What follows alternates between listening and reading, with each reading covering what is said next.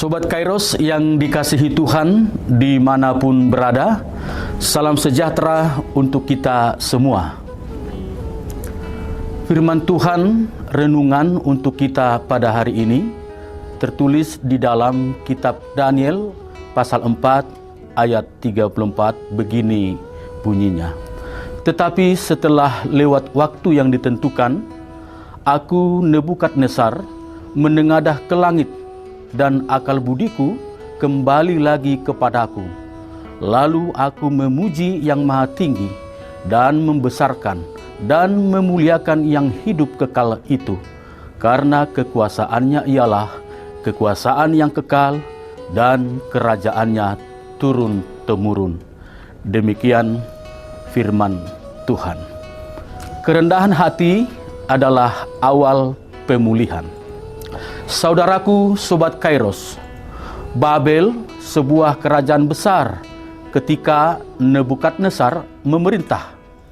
Alkitab mencatat bahwa Tuhan berkenan menyatakan tanda-tanda dan mujizat-mujizat di sana. Itulah yang mendatangkan kemuliaan besar seperti tertulis dalam Daniel 4 ayat 2-3. Babel menjadi sebuah kerajaan yang kemasyhurannya terdengar sampai ke ujung bumi. Suatu kali ketika Nebukadnezar sedang melihat-lihat betapa masyhur dan hebat kerajaannya, Nebukadnezar berpikir bahwa karena dirinya lah semua kemuliaan itu datang. Inilah awal kejatuhannya. Tuhan tidak berkenan dengan kecongkakan hatinya, sehingga Tuhan mengambil akal budi yang dimilikinya, sampai-sampai ia berlaku seperti binatang dan terhalau dari antara manusia. Ketika Nebukadnezar menyombongkan diri, maka terjadilah apa yang telah disampaikan Tuhan. Nebukadnezar menjadi gila sampai selama 7 tahun lamanya. Ia makan rumput dan telanjang, kuku dan rambutnya menjadi panjang tak terawat. Saudaraku, Sobat Kairos, apa yang dialami Nebukadnezar memberikan sebuah pembelajaran bagi kita.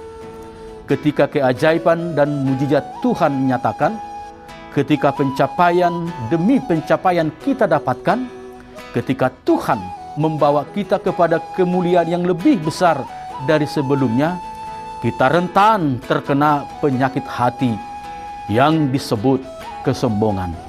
Suatu pikiran yang mengatakan semua adalah karena kehebatan kita, atau ketika kita membanggakan pencapaian yang sudah kita dapatkan, sebagaimana seperti yang viral sekarang ini, tindakan seorang jenderal dalam peristiwa pembunuhan itu.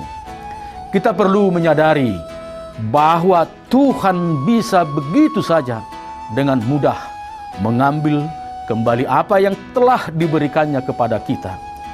Tetapi kabar baiknya sama seperti yang Tuhan perbuat kepada Nebukadnezar. Ketika ada pertobatan dan perubahan, pasti Tuhan akan memulihkan.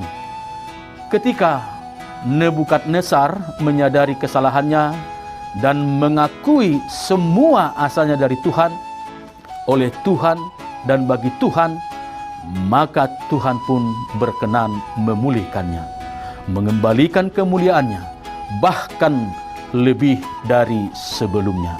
Saudaraku, Sobat Kairos, karena itu, apapun yang sedang kita alami saat ini, sadarilah bahwa hati adalah pusat kehidupan kita, sebagaimana Amsal 4 ayat 23 berkata, "Tetaplah jaga hati dari segala yang tidak berkenan di hadapannya, termasuk kesombongan." Mari minta Tuhan untuk terus memurnikan hati kita. Milikilah kerendahan hati untuk terus dikoreksi, supaya perkenanannya tetap ada dan kemuliaannya semakin nyata dalam hidup kita.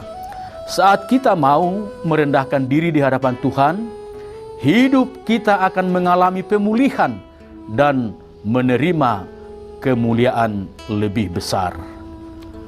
Amin. Selamat beraktivitas Sobat Kairos. Tuhan Yesus memberkati.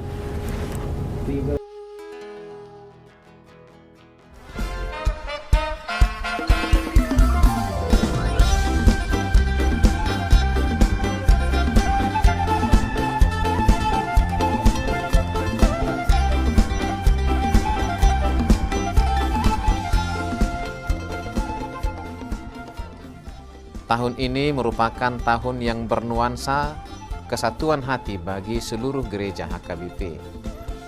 Kita telah menetapkan orientasi pelayanan tahun 2022 sebagai tahun kesehatian di bawah terang tema sehati sepikir dalam satu kasih, satu jiwa, dan satu tujuan dari Filipi 2 ayat 2. Dan subtema mewujudkan kesehatian dan kesetiakawanan bagi gereja, masyarakat, dan bangsa.